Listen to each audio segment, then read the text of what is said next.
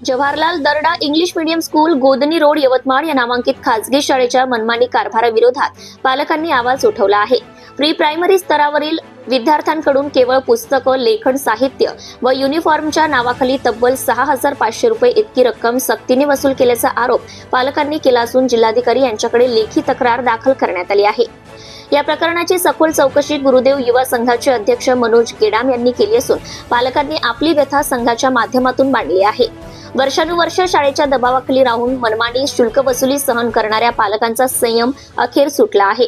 शाळेने nursery, KG1, KG2 या वर्गातील विद्यार्थ्यांना फक्त शाळेकडून साहित्य व ड्रेस खरेदी करण्यास भाग पाडले असून यामध्ये पुढील वस्तूंचा समावेश आहे: पेन्सिल 2 नग, rubber 2, sharpener 2, pouch 1, crayons 1, drawing book 1, notebooks 4 line व बॉक्स कॉपी, स्कार्य फाईल 1, युनिफॉर्म 2 जोड। या वस्तूंची बाजारभावानुसार एकूण किंमत साधारण ₹3,000 रुपयापर्यंत येते असा दावा पालकांनी केला आहे।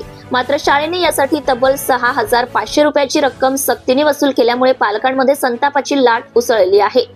पालकांच्या म्हणण्यानुसार शाळा केवळ शिक्षणासाठी शुल्क घेऊन थांबत नाही तर प्रत्येक बाबतीत बाजारपेठेचा फायदा घेऊन आर्थिक बोजा टाकत आहे। याला शिक्षण नीतिमत्तेला हरताळ फासणं असं म्हणता येईल असा आरोप पालकांनी केला आहे। वन नेशन वन एज्युकेशनची मागणी पालकांनी जिल्हाधिकारी यांना सादर केलेल्या निवेदनात केली असून पुढील मागण्या केल्या आहेत: सर्व शाळांमध्ये एक समान अभ्यासक्रम लागू करावा, खासगी शाळांनी स्वतंत्र अभ्यासक्रम न ठेवता NCERT अभ्यासक्रमच वापरावा, शैक्षणिक साहित्य व ड्रेस यासाठी स्वातंत्र्य द्यावे, सक्ती करू नये, शासनाने शैक्षणिक बाजारीकरण थांबवण्यासाठी तत्काळ ठोस धोरण आखावे। तर जिल्हाधिकारी यांच्याकडून आता कारवाईची अपेक्षा आहे।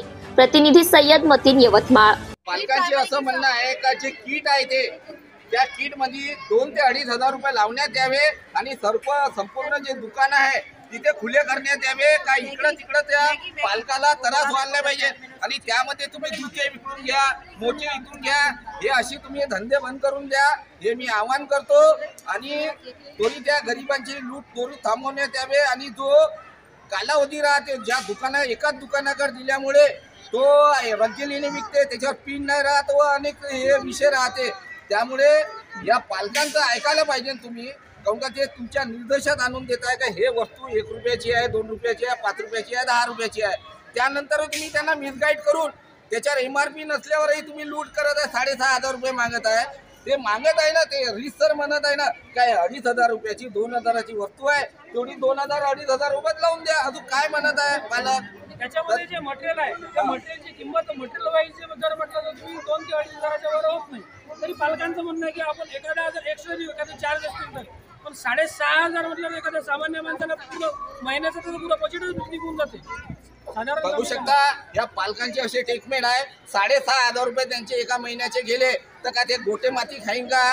इथं काय कोणते का गव्हर्नमेंट सर्वंट नाही आहे, सर्व हाताने आणि रोजाने खाणारे सर्व लोक आहे। हे 6,500 रुपया गरीबाच्या घशातलं खाऊन टाकत आहे।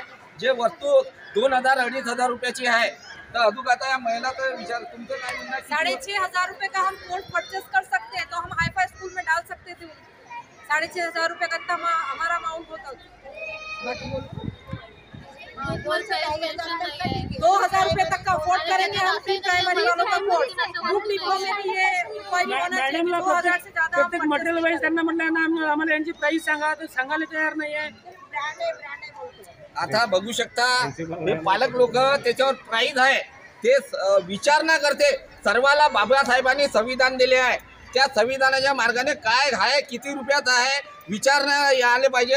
आणि प्रोफेसर मॅडम मस्त AC मध्ये राहत आहे आणि पालकाले इथं गर्मीमध्ये मरायला ठेवला आहे। हे पालक जेव्हा फी भरते तेव्हा ते शाळा भरते, शाळेची पगार होत्या कर्मचाऱ्याची, ते भुला नको मला principal मॅडमले।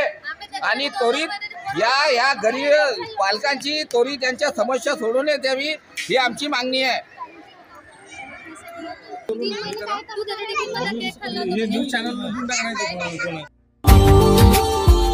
Subscribe now and press the bell icon. Never miss an update.